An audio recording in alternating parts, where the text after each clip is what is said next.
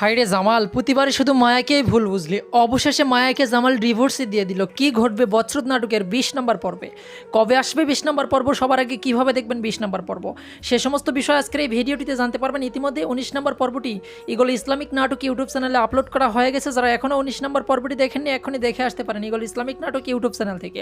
আর যারা অলরেডি দেখে ফেলেছেন অবশ্যই কমেন্ট করে জানাবেন যে 19 নম্বর পর্বটি আপনাদের কাছে কেমন লেগেছে। গাইস, ভিডিওর মূল কথা শুরু করার আগে ছোট্ট একটি রিকোয়েস্ট রইল, যারা এখনও আমাদের চ্যানেলটি সাবস্ক্রাইব করেননি, ইগল টিমের প্রতিটি নাটকের আপডেট সবার আগে পেতে অবশ্যই আমাদের চ্যানেলটি সাবস্ক্রাইব করে অল নোটিফিকেশন অন করে রাখবেন। তাহলে পরবর্তী যে কোনো পর্ব আপলোড হওয়ার সঙ্গে সঙ্গে সবার আগে সেই আপডেট ভিডিওটি পেয়ে যাবেন। এখন সে মেন কথায় 19 নম্বর পর্বের শেষের দিকে আমরা দেখতে পাই জামালের সৎমা মায়ার মামা মামির সঙ্গে টাকার একটা ডিল করে, কিন্তু মায়ার মামা সেখানে রাজি হবে না। 20 নম্বর পর্বে এমনটাই দেখতে পারবেন। মায়ার মামা রাজি না হওয়া সত্ত্বেও মায়ার মামি তো একটু লোভী টাইপের আছে, আগে থেকেই টাকা দেখলেই সে লোভে পড়ে যায়।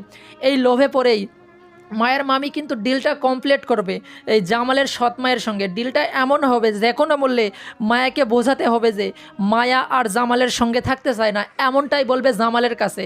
কারণ জামালের সৎমা চাচ্ছে যে কোনো মূল্যে মায়াকে বাড়ি থেকে বের করে দিতে হবে, কিন্তু সেইটা যেন মায়ার দোষেই মায়া বেরিয়ে যায়, মায়া নিজেই যেন বেরিয়ে যায়, তাকে যেন কোনো কিছু করতে হয় না। মেন কথা, সাপও মরবে লাঠিও ভাঙবে না, এমনটাই চাচ্ছে জামালের সৎমা। কিন্তু এই গর্ধব জামাল কিছুটাই বুঝতে পারতেছে না, প্রতিনিয়তই মায়াকেই ভুল বুঝতেছে। এত দেখার পরেও কেন জামাল অন্ধের মতো বিশ্বাস করতেছে তার সৎমাকে?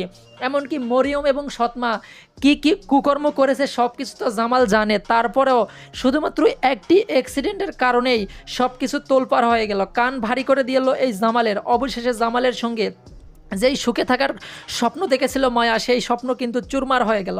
20 নম্বর পর্বে আপনারা দেখতে পারবেন যে কোনোভাবে মায়াকে ফোর্স করা হবে যে তুমি যদি ডিভোর্স না দাও জামালকে, তোমার মামা মামিকে বাঁচানো যাবে না, অথবা তোমার মামা মামি খুব বিপদে আছে, এখনই তুমি বাড়িতে চলে যাও, এমন কিছু বলেই মায়াকে তাড়িয়ে দেওয়া হবে। এমনকি মায়াকে ঘরবন্দি করে রাখা হবে।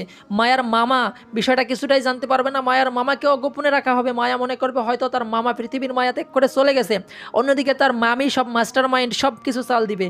একদিকে মায়া বিপদে, অন্যদিকে মায়ার মামা। আবার এদিকে জামালের কান ভারী করা হবে এই সুযোগেই, কারণ এখানে মায়া নেই, মায়ার মামাও নেই। কে বোঝাবে জামালকে? জামাল তো এখন সব কিছু তার মায়ের কথা মতোই হচ্ছে, যেহেতু মা তার মা যেটা বলবে সেটাই সত্য, এমনটাই মেনে নিবে এই জামাল।